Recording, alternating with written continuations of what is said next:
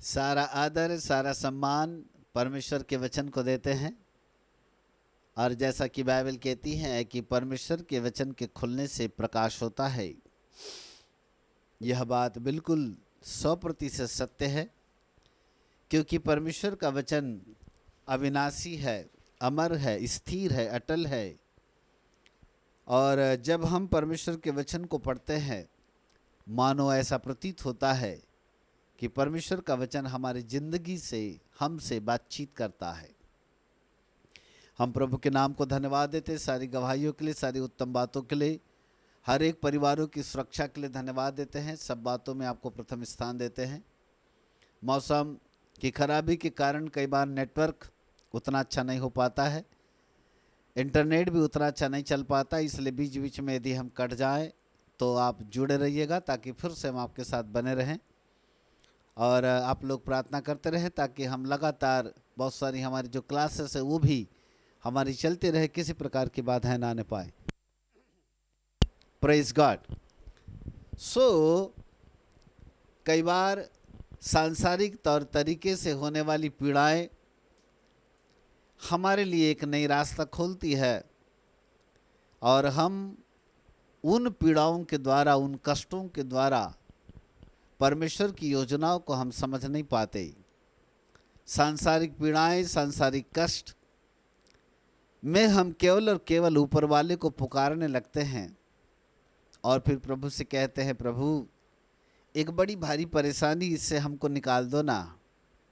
जैसा कि प्रेरित पौलुस ने भी कहा, 3 बार मेरे शरीर में कांटा चुभोया गया, अर्थात शैतान का एक दूत मुझे घुसे मारता है। तब पौलुस कहता है कि इस बात के लिए मैंने 3 बार प्रार्थनाएं की, परंतु प्रभु ने कहा, पौलुस मेरा अनुग्रह तेरे लिए बहुत है, मेरा अनुग्रह तेरे लिए बहुत है। मेरे प्रिय प्रभु के बालकों, जब जब हम सांसारिक कष्टों के लिए, परेशानियों के लिए दुआएं मांगते हैं, उन परेशानियों से छुटकारे के लिए, इन विपरीत परिस्थितियों से निकालने के लिए परमेश्वर का अनुग्रह हमारे जीवन के ऊपर आता है। बहुत ध्यान से सुनिएगा। संदेश स्टार्ट हो चुका है, परंतु मैं भी आपका एक फाउंडेशन तैयार कर रहा हूं, क्योंकि एक बात जो प्रभु ने मेरे हृदय के अंदर में डाली है, उस बात को समझाने के लिए ये तरीका बहुत जरूरी है। सांसारिक तौर तरीके से आने वाली पीड़ाएं, आने वाले कष्ट, आने वाली समस्याएं, आने वाले तूफान जो भी हमारे जीवन के ऊपर होते हैं, हम मानो उनके लिए दुआएं तो करते हैं और करवाते चले जाते हैं। और यदि ये खात परेशानी से हमको छुटकारा मिल जाए तो हम खुदा का धन्यवाद करते हैं और प्रभु को कहते हैं, प्रभु हमको फलानी समस्या से छुटकारा मिल गया, हमको फलानी तकलीफ से छुटकारा मिल गया। हम परमेश्वर के नाम को धन्य कहने लगते हैं। कदम कदम पर जब जब कभी भी हम असहाय महसूस करें या किसी भी प्रकार से हम अपने आप को कमज़ोर महसूस करते हैं, तब तब उन तमाम समस्याओं से निकास करने के लिए परमेश्वर का अनुग्रह हमारे जीवन के ऊपर आ जाता है। दानिएल जैसा भविष्यद्वक्ता जब सिंहों के मांद के अंदर डाल दिया गया, तब परमेश्वर के अनुग्रह के द्वारा परमेश्वर के स्वर्गदूतों ने दानिएल को सिंह के मांद से भी बचा लिया। कहने का मतलब ये है कि सांसारिक पीड़ाएं, सांसारिक कष्ट कहीं न कहीं परमेश्वर के अनुग्रह को लेकर के आती है, और परमेश्वर का अनुग्रह हमें उन पीड़ाओं से, उन कष्टों से हमको आज़ाद कर देता है। इन दिनों में कई लोग बीमार पड़े, कई परेशानियाँ आई, वायरल फीवर हुआ, कईयों को कोरोना नामक वायरस ने भी परेशान किया, कई प्रभु भक्त लोग चल बसे, कई लोग जो है वह अपने परिवार को छोड़कर अलविदा कह गए, दुख परिवार के पीछे छोड़ कर के चले गए, कष्ट परिवार को देकर के चले गए, परंतु परमेश्वर का अनुग्रह उनके साथ में रहा, उनके परिवारों के लिए रहा। और कहीं न कहीं इन विपरीत परिस्थितियों में हम परमेश्वर के अनुग्रह भरे हाथ को अपने ज़िंदगी के अंदर देखते हैं, जिससे कि हम यह जान सके और समझ सके कि परमेश्वर हमारा रक्षक है, वो हमको बचाता है। परंतु एक ऐसा स्थान है जहां पर परमेश्वर का अनुग्रह नहीं है। बहुत ध्यान से सुनिए, मैं बहुत ही एक नए मोड़ के ऊपर आ रहा हूं। हर जगह पृथ्वी के किसी भी कोने के ऊपर चले जाएं, जब भी पुकारे, प्रेरित पौलुस जैसा व्यक्ति वो कहता है 3 बार जहाज टूट गए, जहां पर समुद्र की जोखिम भरी यात्राओं को, उसे कष्ट भरी यात्राओं को सहन करना पड़ा। 14 दिन तक प्रेरित पौलुस समुद्र की कठिन यात्राओं में से होकर के गुजरा, तब भी खुदा का अनुग्रह पौलुस के जीवन के ऊपर रहा।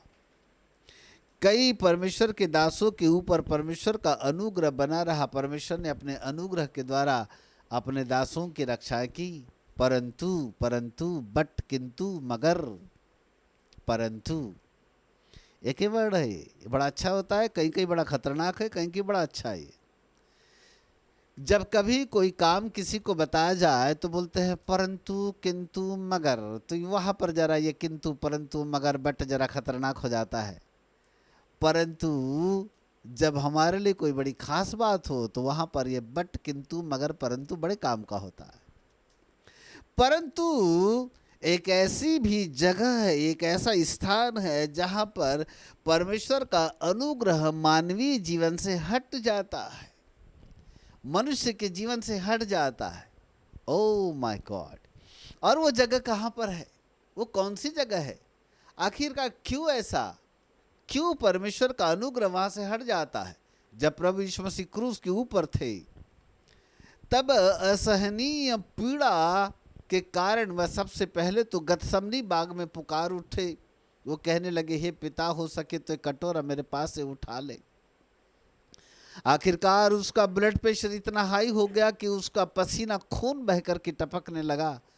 परंतु जब वह क्रूस की मृत्यु की दर्दनाक कष्ट भरी मृत्यु को सहन कर रहा था, तब वहां पर उसने एक ही चीज को पुकारा, हे मेरे पिता, हे मेरे पिता, तूने मुझे क्यों छोड़ दिया?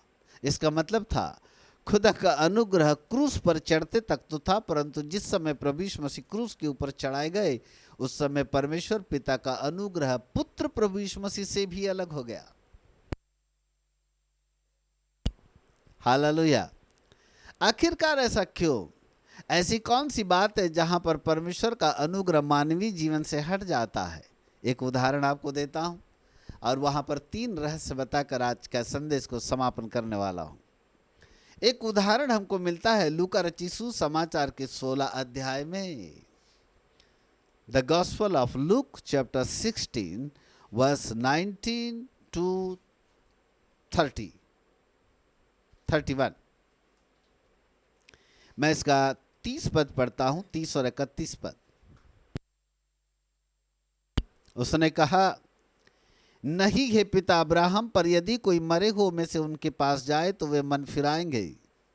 उसने उससे कहा, जब ये मूसा और भविष्यद्वक्ताओं की नहीं सुनते, तो यदि मरे हुए में से कोई जी भी उठे तो भी उसकी नहीं मानेंगे।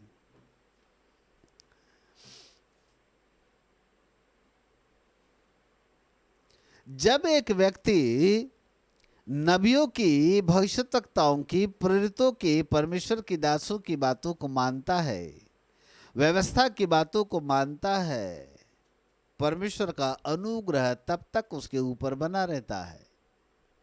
परंतु जिस क्षण एक व्यक्ति व्यवस्था की पुस्तक से, भविष्यद्वक्ताओं की बातों से, प्रेरितों की बातों से नजरअंदाज करता हुआ हटने लगता है, परमेश्वर का अनुग्रह उसके जीवन से दूर होने लगता है।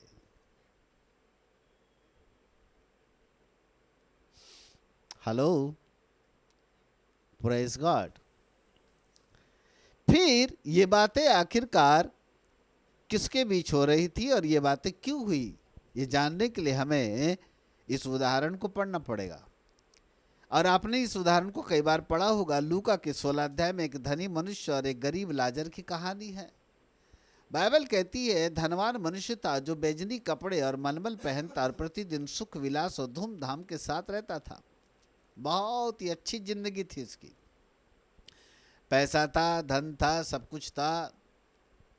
मान थी, मर्यादा भी था, सुख विलास की चीजें प्रतिदिन के लिए इसके पास में थी। किसी प्रकार की कोई कमी और घटी इस व्यक्ति के पास में नहीं थी। धूमधाम से रहने वाला, सुख विलास के साथ जीवन बिताने वाला धनी व्यक्ति था। भोजन करता था तो आधा भोजन जैसे कुत्तों के लिए छोड़ जाते हैं, ऐसा वह प्रतिदिन छोड़ जाता था। वहीं पर एक व्यक्ति था जो बहुत ही गरीब था, जिसका नाम था लाजर। वो बहुत ही कंगाल था, उसके पूरे शरीर में घाव भरे हुए थे। लाजर यह जानकर कि धनवान व्यक्ति प्रतिदिन अपना जूटा फूटा खाना बहुत सारा छोड़ देता है, उसकी डेवड़ी के पास बैठ जाया करता था, और जो कुछ धनवान की थाली से वो भोजन बच जाए, उस भोजन में से ये गरीब लाजर खाया करता था। उस भोजन से अपनी जीविका को चलाया करता था। एक दिन ऐसा हुआ कि धनवान भी मरा और गरीब लाजर भी मरा। जब धनवान मरा तो बाइबल कहती वो गाड़ा गया, और जब गरीब लाजर मरा तो बाइबल कहती है कि स्वर्गदूतों ने उसको उठाकर अब्राहम की गोद में लेकर के डाल दिया। Praise God, hallelujah. धरती के अंदर 5 डिपार्टमेंट है, बहुत ध्यान से सुनेगा। 5 department of the lower part of the earth. पृथ्वी के भीतर 5 विभाग है। एक विभाग है जिसको कहते हैं अधोलोक। हिंदी में कई बार ये शब्द आया अधोलोक, इंग्लिश में इसको हेल कहा गया है। Hello, हेडिस, yes. दूसरा और एक डिपार्टमेंट है जिसको अथाह कुंड कहते हैं, अथाह कुंड, बॉटमलेस पिट। तीसरा और एक डिपार्टमेंट है जिसका नाम है लेक ऑफ फायर, आग की झील, आग की झील। चौथा एक और डिपार्टमेंट है जिसका नाम है अंधेरा कुंड या टॉर्चर प्लेस, डार्कनेस प्लेस, या उसको टॉर्चर प्लेस भी कहते हैं। ये डार्कनेस प्लेस अलग है, ये टॉर्चर प्लेस भी कहते हैं। और एक डिपार्टमेंट है धरती के अंदर, उसका नाम है अब्राहम की गोद। अब्राहम की गोद का मतलब एक व्यक्ति जो बैठ जाता है, उसकी जो गोद होती है उसका संबंध उससे नहीं है। अब्राहम की गोद का मतलब है, अब्राहम की गोद नामक एक स्थान है, उस स्थान का नाम है अब्राहम की गोद। और इस अब्राहम की गोद नामक स्थान में पुराने नियम के संत जो मर जाते थे, वे संत इस अब्राहम की नामक गोद में जाते थे। हालेलुया।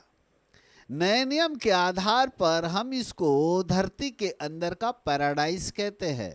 3 पैराडाइज है, ऊपर 2 पैराडाइज है, धरती के अंदर 1 पैराडाइज है, और उस पैराडाइज का नाम था अब्राहम की गोद। ये सुखलोक है एक प्रकार का जो धरती के अंदर है, ये भी एक डिपार्टमेंट है। हेलो, क्या आप मेरी भाषा समझ रहे हैं? ये मेरे बहुत सारे कोर्स के अंतर्गत आते हैं। जब मैं डिविनिटी में पढ़ाऊंगा तो आपको बताऊंगा इसके विषय में गहराई में। शायद जैसा जैसा सब्जेक्ट खुलते जाएंगे इसके विषय में हम चर्चा करते जाएंगे। परंतु बात सामने आ गई तो थोड़ा सा मैं बोला हल्का सा परिचय आपको दे दूं। नरक के अंदर 7 डिपार्टमेंट है, 7 डिपार्टमेंट है। एक बहुत बड़ा पहाड़ है, वहाँ पर एक बहुत बड़ा गेट है, उस गेट से लेकर के 7 गेट ऐसे बने हुए हैं, और उसके अंदर 7 डिपार्टमेंट अलग है। नरक की बात कर रहा हूँ मैं। अधोलोक जो है वो टेम्पररी नरक है, वो टेम्पररी नरक है। परंतु आग की जो झील है वो परमानेंट नरक है, वो परमानेंट नरक है। आग की झील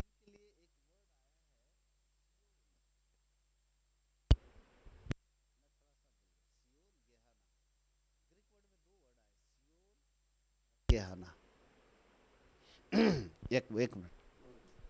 ग्रीक वर्ड में नरक के लिए 2 वर्ड यूज हुए हैं। एक वर्ड है गेहाना, और एक दूसरा जो शब्द है वो है सियोल।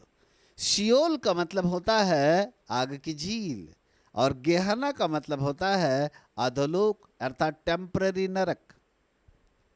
दोनों अलग अलग डिपार्टमेंट है। जब एक व्यक्ति धरती के अंदर मर जाता है वो गेहाना यानी अधोलोक में जाता है, टेम्पररी नरक में जाता है। परंतु जब यीशु मसीह आएगा, आकाश के बादलों पर लेकर के जाएगा, उसके बाद 1000 साल का राज्य होगा, उसके बाद फिर हमारा न्याय होगा। तब न्याय के बाद परमानेंट नरक में डाल दिया जाएगा, जिसका नाम है आग की झील, लेक ऑफ फायर। वहां डाला जाएगा। अभी वो खाली है, वहां डाला जाएगा। अभी जितने भी लोगों की मृत्यु होती है वे सब के सब अधोलोक यानी गेहाना में जा रहे हैं, अधोलोक में जा रहे हैं। ये सत्य है। ओके। धनवान अधोलोक में गया और गरीब लाजर अब्राहम की गोद नामक स्थान में गया, यानी सुखलोक में गया। और वो अधोलोक में गया जिसका नाम टेम्पररी हेल है, मतलब टेम्पररी नरक, वहां पर गया। अब जब हम इसको 22 पद से पहले पढ़ लेते हैं। ऐसा हुआ कि वह कंगाल मर गया और स्वर्गदूतों ने उसे लेकर अब्राहम की गोद में पहुंचाया। धनवान भी मरा और गाड़ा गया। 23 पद। और अधोलोक में उसने पीड़ा में पड़े हुए अपनी आंखें उठाई और दूर से अब्राहम की गोद में लाजर को देखा। दूर से देखा। कहाँ देखा? अब्राहम की गोद में देखा। इसका मतलब दोनों डिपार्टमेंट अलग अलग है। अधोलोक के डिपार्टमेंट में, अधोलोक में धनवान चला गया और अब्राहम की गोद नामक स्थान में गरीब लाजर चला गया। तब ये धनवान ने अपनी आंखें उठाकर देखा कि लाजर जो है अब्राहम की गोद नामक स्थान में गया हुआ है और वो तो वहां पर सुखी है, वहां पर बहुत ही आनंदित है, वहां तो सुख भोग रहा है। परंतु ये धनवान यहां पर तड़प रहा है। अब वो आगे क्या कहता है, चलिए आगे चलते हैं। 24 पद। तब धनवान ने पुकार कर कहा, हे पिता अब्राहम, मुझ पर दया करके लाजर को भेज, ताकि वह अपनी उंगली का सिरा पानी में भिगोकर मेरी जीभ को ठंडी करे, क्योंकि मैं इस ज्वाला में तड़प रहा हूं। मेरे प्रिय प्रभु के बालकों, 3 स्थान ऐसे है, नरक एक ऐसा स्थान है जहां पर परमेश्वर का अनुग्रह नहीं है। परमेश्वर का अनुग्रह अभी वर्तमान समय में हमारे लिए है।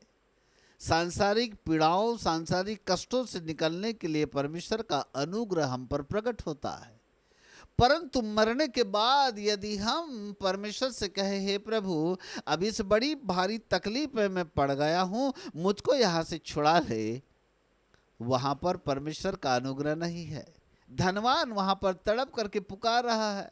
वो कह रहा है, हे पिता अब्राहम, लाजर को भेज, पानी में ना अपनी उंगली डुबा करके यदि मेरी थोड़ी सी मेरे मुंह पे रख दे, मेरी जीभ को रख देगा तो थोड़ी सी शांति मिल जाएगी, क्योंकि मैं तड़प रहा हूं, भेज। परंतु वहां पर कोई अनुग्रह नहीं है।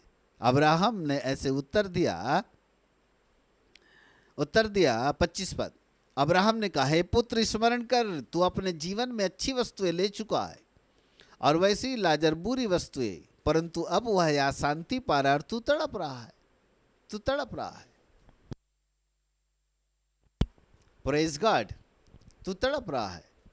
इसका मतलब है कि परमेश्वर का अनुग्रह धरती के ऊपर जब तक हम जीवित है तब तक है। जिस दिन मृत्यु को हमने पार कर गए, शारीरिक मृत्यु को हमने पार कर गया, खुदा का अनुग्रह खत्म। 2 स्थान होंगे, या तो अधोलोक या तो सुखलोक।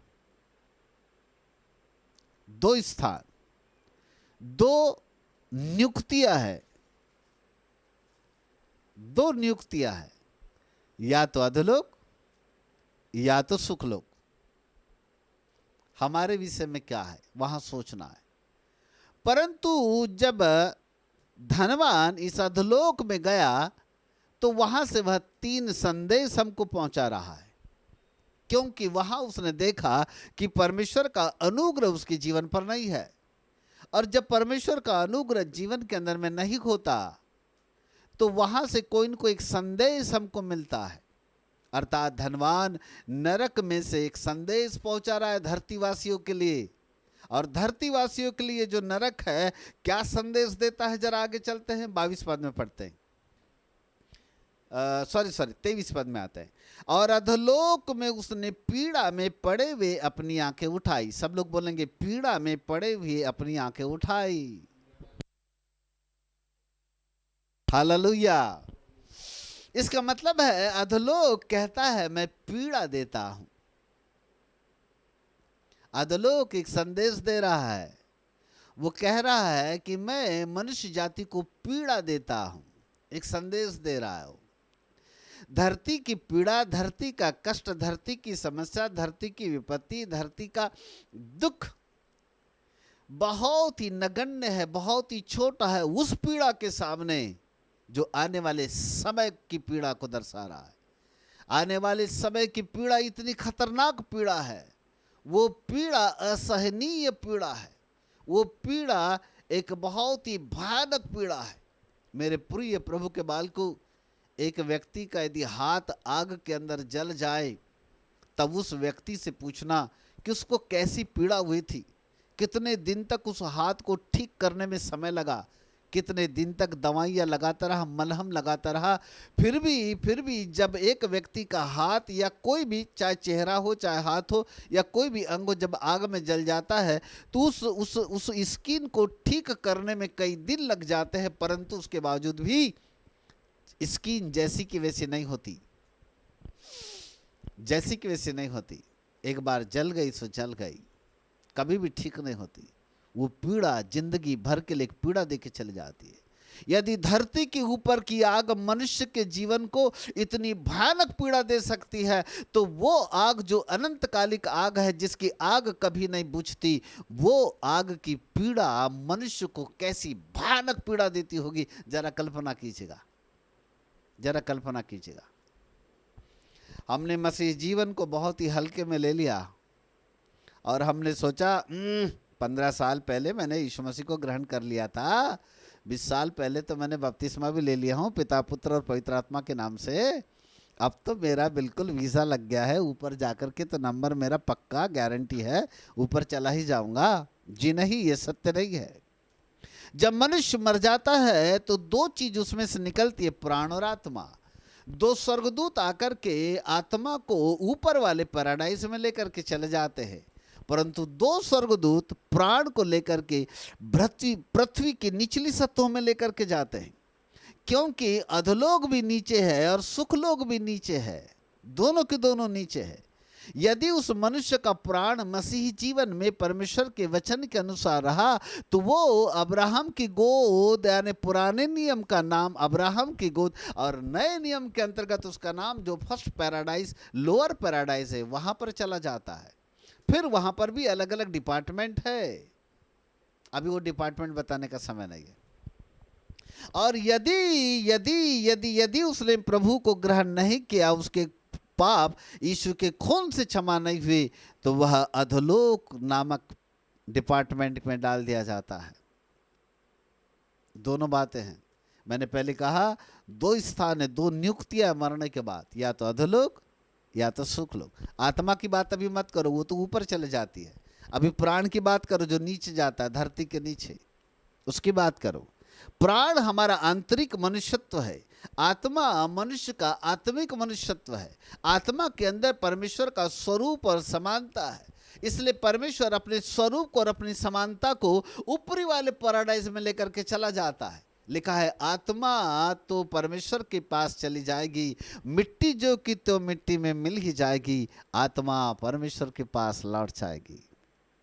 शरीर जो मिट्टी का है वो मिट्टी में मिल जाता है, आत्मा जो परमेश्वर का स्वरूप समानता में है वो ऊपरी पैराडाइज में चला जाता है, परंतु प्राण पृथ्वी के नीचे भीतरी भाग में चला जाता है, समुद्र की गहराइयों में चला जाता है, समुद्र की सबसे निचली सतहों में जाता है, और समुद्र की सबसे निचली सतहों में आग है, वहां पर है अधोलोक, वहां पर है बड़ी भयानक पीड़ा।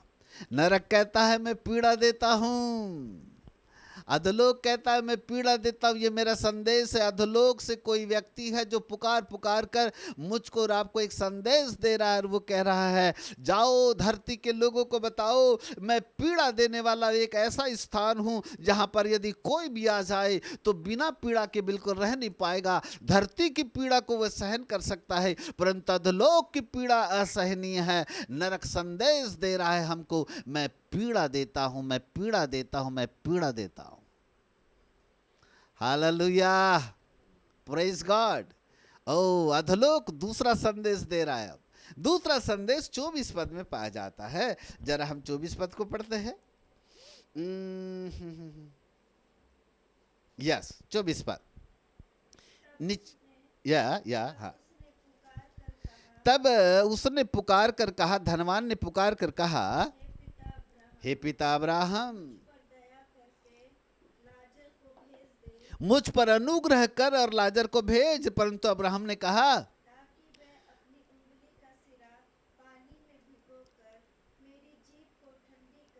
ताकि वह अपने उंगली का सिरा भिगोकर मेरी जीभ को ठंडी करे।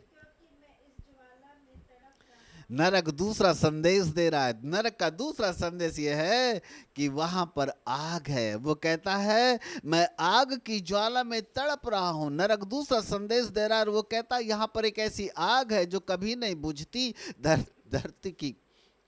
धरती की आग तो बुझ सकती है, परंतु अधोलोक की आग कभी बुझाई देने वाली आग नहीं है।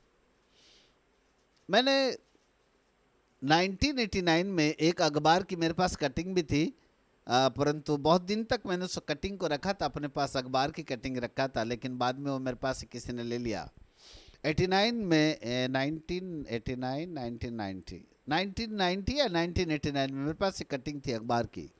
उसमें लिखा था नरक के दरवाजे खुले, नरक के दरवाजे खुले, हेडिंग था ऐसा, नरक के दरवाजे खुले।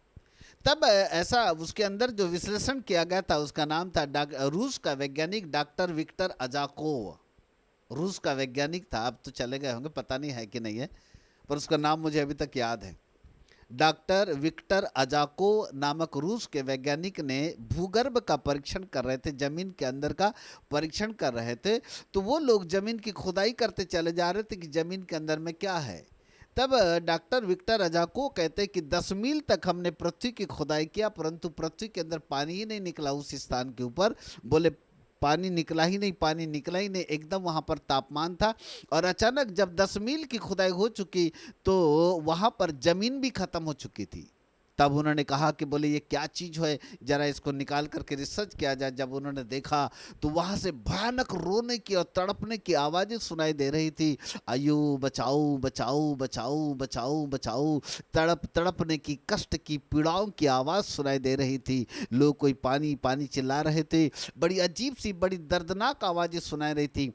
डॉक्टर विक्टर अजाकोव कहते हैं हमने ज़िंदगी में ऐसी चीज़ का रिसर्च किया था जो बाइबल के अनुसार, बाइबल की सच्चाई के अनुसार नरक पाया जाता है, उसकी हमने खोज कर डाला। और डॉक्टर विक्टर अजाकोव कहते हैं कि बाइबल के अनुसार जो नरक है वह धरती के 10 मील अंदर पाया जाता है। उनका कहना ऐसा था। Praise God, hallelujah. धरती के 10 मील अंदर, वो कहते उनकी आवाज़ इतनी दर्दनाक थी, इतनी इतनी कष्टदायक आवाज़ें थी कि वो कह रहे हैं कि खुदाई दल के लोग बोले घबरा गए उस आवाज़ को सुन करके। बहुत ही दर्दनाक आवाज़ें थी वो। धरती के 10 मील अंदर वह नरक पाया गया। तब कहने का मतलब ये, वहाँ पर वो कहते हैं कि उसका तापमान 2000 अंश सेंटीग्रेड था। 900 अंश सेंटीग्रेड के ऊपर लोहा पिघल जाता है। 2000 अंश सेंटीग्रेड नरक का तापमान था। इतना भीषण तापमान के अंदर, मतलब इतनी तड़प के अंदर एक मनुष्य का रहना कितना कष्टदायक है। मेरे प्रिय प्रभु के बालकों,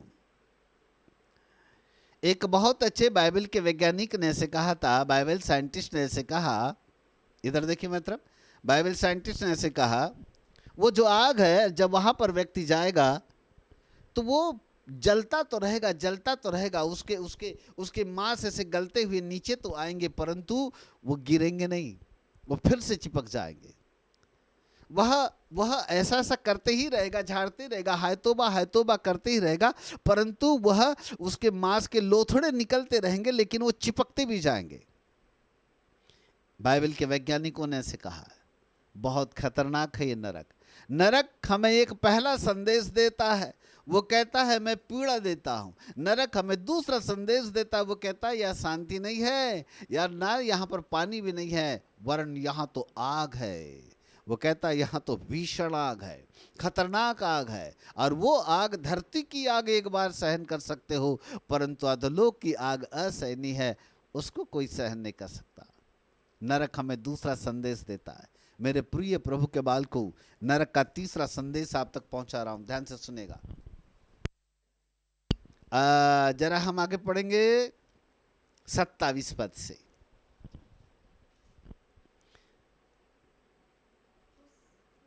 या उसने कहा, तो हे पिता, मैं तुझसे विनती करता हूँ कि तू उसे मेरे पिता के घर भेज।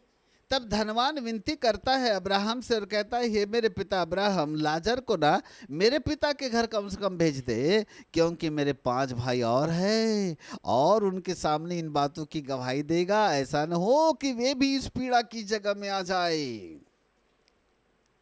वो निवेदन कर रहा है कि कम से कम मैं तो मरा, मेरे भाई ना मरे, मेरे पड़ोसी ने मरे, मेरे 5 भाई है, कम से कम यदि लाजर वहां पर जाकर के यदि चला जाए, उनको कम से कम ये संदेश दे दे, तो कम से कम मेरे भाई भी इस पीड़ा में नहीं आएंगे, वो लोग जो है बच जाएंगे। हे पिता अब्राहम, लाजर को मेरे पिता के घर भेज देना, ताकि उसको इस बात की गवाही दे सके। हालेलुया। तब अब्राहम कहता है, उनके पास तो मूसा और भविष्यवक्ताओं की पुस्तकें हैं, वे उसकी सुने।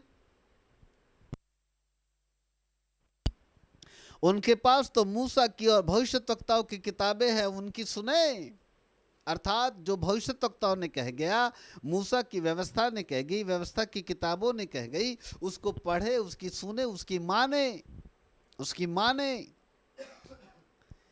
30 पद। तब कहता है, नहीं हे पिता अब्राहम, यदि कोई मरे हुए में से जी उठ करके कोई जाएगा ना, तो वो जरूर बोले बात मानेंगे, जरूर मन फिराएंगे। 31 पद। तब अब्राहम ने कहा, जब ये मूसा और भविष्यवक्ताओं के नहीं सुनते, तो यदि कोई मरे हुए में से भी जी उठे, तो उसकी भी क्यों कर मानेंगे। नरक तीसरा संदेश दे रहा है। नरक का तीसरा संदेश ये है, धनवान वहां से कहता है, मेरे पिता के घर भेज, ताकि कोई जाए और उसको समझाए, क्योंकि मेरे 5 भाई है, ऐसा न हो कि जिस पीड़ा में मैं तड़प रहा हूं, दूसरे भी आकर के उस पीड़ा में तड़पने लगे, मेरे भाई, मेरा घराना भी आकर के इस पीड़ा में तड़पने लगे। इसका मतलब वो कहता है, लाजर को कम से कम मेरे घर भेज दे, ताकि वहां पर चला जाए। वे मरे हुए में से जी उठने के द्वारा कोई मनुष्य यदि कोई जाएगा, तो शायद कोई व्यक्ति उसके ऊपर विश्वास कर लेगा, उसके ऊपर कोई विश्वास कर लेगा। परंतु अब्राहम ने कहा, मूसा और भविष्यवक्ताओं की किताबों को मानना सीखे। यदि कोई परमेश्वर के वचन को मानेगा, भविष्यवक्ताओं के वचनों को मानेगा, प्रेरितों के वचनों को मानेगा, परमेश्वर के वचन को ध्यान से सुनकर के उसको ग्रहण कर लेगा, और यदि वो मन फिरा लेगा, तो शायद वो अधोलोक की आग की ज्वाला में नहीं जाएगा। नरक तीसरा संदेश दे रहा है मेरे, मुझको और आपको, मेरे प्रिय प्रभु के बाल को। नरक का तीसरा संदेश यह है, आपके पड़ोसी, आपके रिश्तेदार, आपके दोस्त लोग मन नहीं फिराए। नरक से धनवान तीसरा संदेश दे करके कह रहा है, जाओ जाओ जाओ, मेरे घराने के लोगों को बचाओ, मेरे दोस्तों को बचाओ, मेरे पिता के घर में जाकर के उनको लोगों को बचाओ, मेरे भाइयों को जाकर के संदेश दो कि नरक भयानक तड़प है, नरक के अंदर भयानक अग्नि है, नरक के अंदर बहुत ही पीड़ा है, नरक एक बहुत ही असहनीय है। ऐसा न हो कि जो तड़प, जो पीड़ा मुझको मिल रही है, वही तड़प, वही पीड़ा किसी और को न मिल जाए। इसलिए जाओ, उनको सुनाओ, जाओ उनको सुनाओ, जाओ और उनको सुनाओ, उनको सुसमाचार सुनाओ, उनको बचाओ, उनको बचाओ, उनको बचाओ, उनको बचाओ। नरक से तीसरा संदेश धनवान दे रहा है। हालेलुया। नरक से पहला संदेश इस धनवान ने दिया, वो कहता है मैं पीड़ा देता हूं। नरक कहती है मैं पीड़ा देता हूं। नरक का दूसरा संदेश ये, वो कहती है यहाँ शांति नहीं है, यहाँ पानी नहीं है, वरन यहाँ भयानक आग है, इस आग की ज्वाला में तड़पते जिंदगी भर तड़पते रह जाओगे। और नरक तीसरा संदेश देता है, यदि मुझसे बचना है तो जाओ यीशु मसीह का सुसमाचार सुनाओ और उनको बचाओ, ताकि वे इस पीड़ा में न आए, वे इस पीड़ा में ना आए। सुसमाचार सुनने से हम उद्धार तो प्राप्त कर सकते हैं, सुसमाचार सुनने से हम यीशु के लहू के द्वारा अपने पापों की क्षमा तो प्राप्त कर सकते हैं। परंतु यहां पर अब्राहम ने क्या कहा? अब्राहम ने ये नहीं कहा कि उद्धार पाने वाले बच जाएंगे। अब्राहम ने ये कहा, वो मूसा और भविष्यद्वक्ताओं की बातों को जिस दिन मानना चालू कर देंगे, उस दिन वो इस अधोलोक की पीड़ा से बच जाएंगे। अंग्रेजों ने हमको विश्वास की शिक्षा सिखा गए, बेटा विश्वास करो तो बच जाओगे, विश्वास करो तो बच जाओगे, विश्वास करो बपतिस्मा ले लो फिर ऊपर जाने का नंबर लग जाएगा। ये अंग्रेजों की शिक्षा है, इसको अलग करो। बाइबल कहती है जब तक कोई व्यक्ति परमेश्वर के वचन के आधार पर अपनी जिंदगी को नहीं चलाएगा, तब तक हमारी जिंदगी का बचना मुश्किल है। यदि अपनी जिंदगी को बचाना चाहते हो इस नरक की भयानक पीड़ा से, ये जरूरी है कि हमारा उद्धार होना चाहिए, ये जरूरी है कि हमारे पाप क्षमा होने चाहिए, ये जरूरी है कि हमको यीशु मसीह को ग्रहण करना है, ये जरूरी है कि हमको बपतिस्मा लेना है। ये सत्य है और ये जरूरी है, ये हमारा फाउंडेशन है हमारे बचने का। परंतु उसके बाद आता है परमेश्वर का वचन। परमेश्वर का वचन हमें तीन चीजें देता है। नंबर 1, परमेश्वर का वचन देता है हमको उद्धार। नंबर 2, परमेश्वर का वचन देता है हमको पवित्रता। नंबर 3, परमेश्वर का वचन देता है हमको सिद्धता। सिद्धता, तीन चीजें हमको देता है। परमेश्वर का वचन हमको उद्धार भी देता है, परमेश्वर का वचन हमको पवित्रता में लेके चलता है, और यही परमेश्वर का वचन हमको सिद्धता में लेकर के चलता है। Hallelujah, praise God. और इसलिए वहां पर देखो अब्राहम कहता है ना ना ना ना ना, कोई मरे हुए में से भी जी उठे तो उसके द्वारा भी वो क्यों मन फिराएंगे। और ऐसा तो नहीं होता धनवान, क्योंकि यहाँ से कोई मरे हुए में से जी उठने के बाद भी जाके बताएगा ना, तो लोग उसकी बात के ऊपर विश्वास नहीं करेंगे। ऐसा करो, उनके पास मूसा की व्यवस्था की किताबें हैं, उनके पास परमेश्वर का वचन है, उनके पास भविष्यद्वक्ताओं का वचन है, उसको पढ़ें, उसकी सुने, उसकी माने। जिस दिन वो परमेश्वर के वचन की मानना चालू करेंगे, परमेश्वर के वचन की सुनना चालू कर देंगे, जिस दिन परमेश्वर के वचन को अपने जिंदगी के अंदर गांठ बांधते हुए चले जाएंगे, यही वचन जिसने उनको उद्धार दिया था, यही वचन उनको पवित्रता में लेकर के चलेगा, यही वचन सिद्धता में लेकर के जाएगा। ताकि आकाश के बादलों पर जब सिद्ध आएगा तो सिद्ध का सिद्ध से मिलन हो जाएगा। और यदि हम मर भी गए ना, तो सिद्ध अपने स्वर्गदूतों को भेजेगा और कहेगा धरती के ऊपर एक बेटा है जो सिद्ध है, जो पवित्र है, जिसका उद्धार भी हो गया, जिसका पवित्रता में भी है और जो सिद्धता में भी चलता है, जाओ उसको उठाकर मेरे पास लेकर के आओ। खट से 2 स्वर्गदूत आएंगे, आत्मा को उठा करके सेकंड पैराडाइज में लेकर के चले जाएंगे, और प्राण को भी नीचे के स्थान पे 2 स्वर्गदूत लेकर के जाएंगे, वहां पर सुखलोक में ले जाकर के वहां पर हमारा प्राण कई सालों तक विश्राम करते रहेगा। जैसे ट्रेनों के अंदर कैसे शयनयान होते हैं ना, ट्रेन के अंदर देखे कभी आपने यात्रा किया होगा, स्लीपर कोच, 3rd AC का कोच, तो देखो वहां पर ऐसे शयनयान होते हैं। ऐसे सुखलोक के अंदर ऐसे शयनयान है, बने हुए हैं, ऐसे बने हुए हैं। वह प्राण अपने स्थान के ऊपर जाकर के वहां पर आराम करेगा, यीशु मसीह के आगमन तक सोया रहेगा।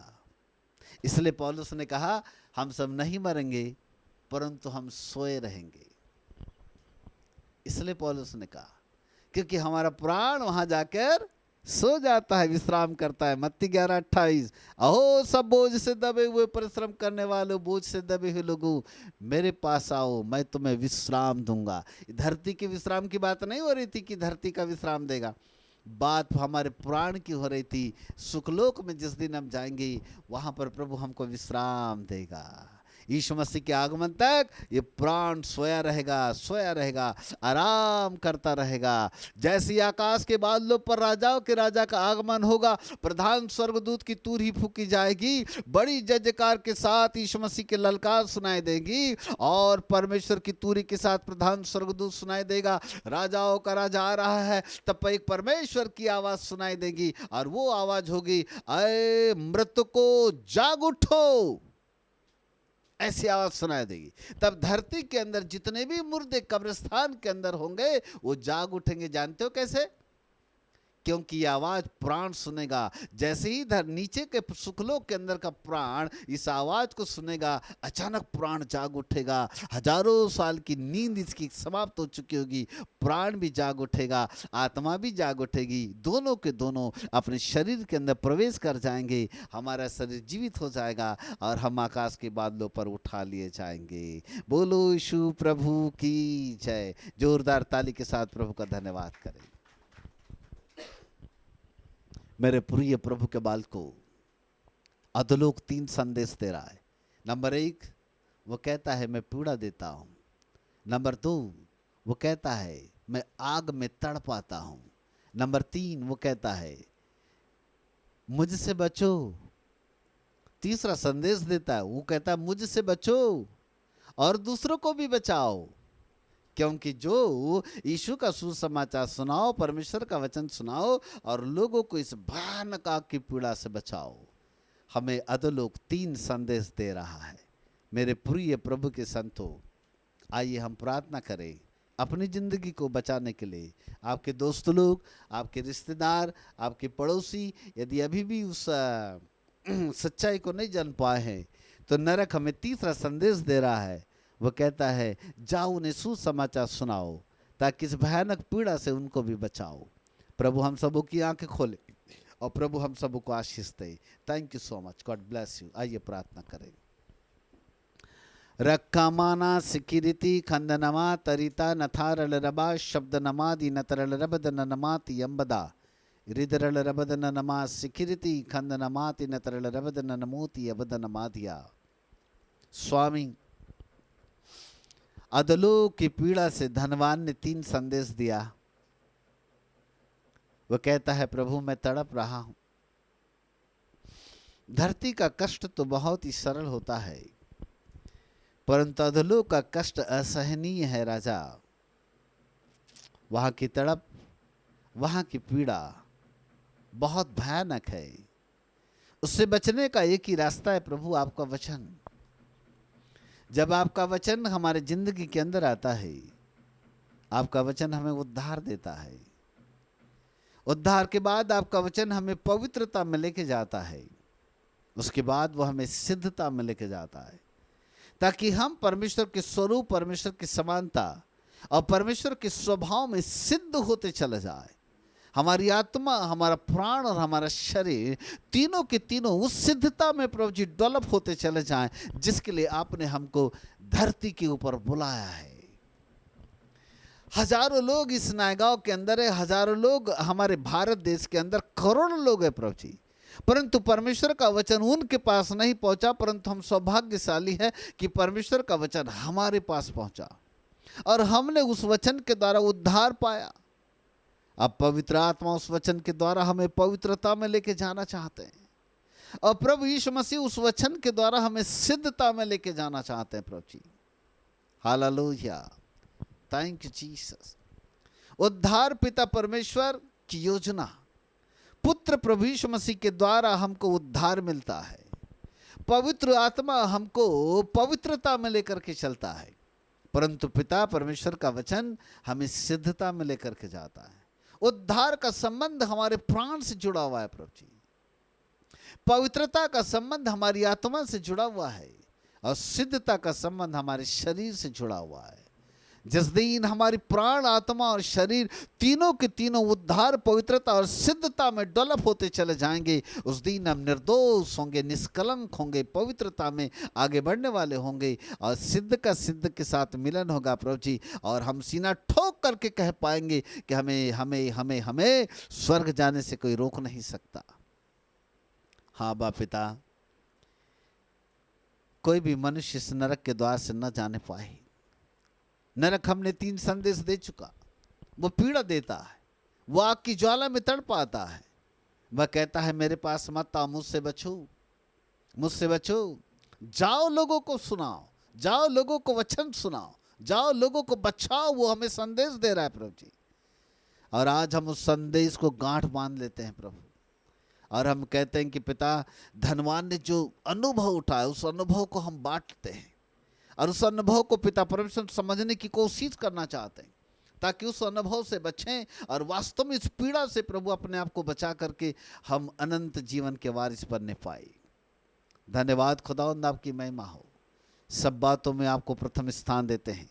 अपने बच्चों को एक नया मार्गदर्शन दीजिएगा राजा, ताकि आपके बच्चे इस बड़ी पीड़ा से बचे, एक अधोलोक की पीड़ा से बचे, भयानक आग से बचे, इसकी खतरनाक भयानक पीड़ा से अपने आप को सुरक्षित करने पाए।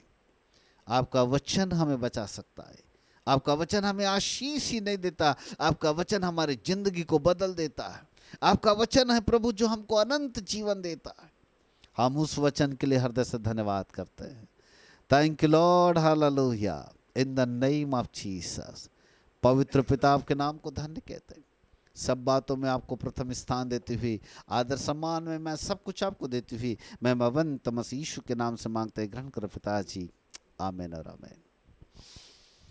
सब लोग एक बार जोरदार ताली बजाकर प्रभु का हृदय से धन्यवाद करें। हालेलुया। हम परमेश्वर के वचन को सारी महिमा, सारा आदर, सारा सम्मान, सारा गौरव देते हैं और हम परमेश्वर के वचन के लिए धन्यवाद देते हैं, जहाँ पर एक अद्भुत बात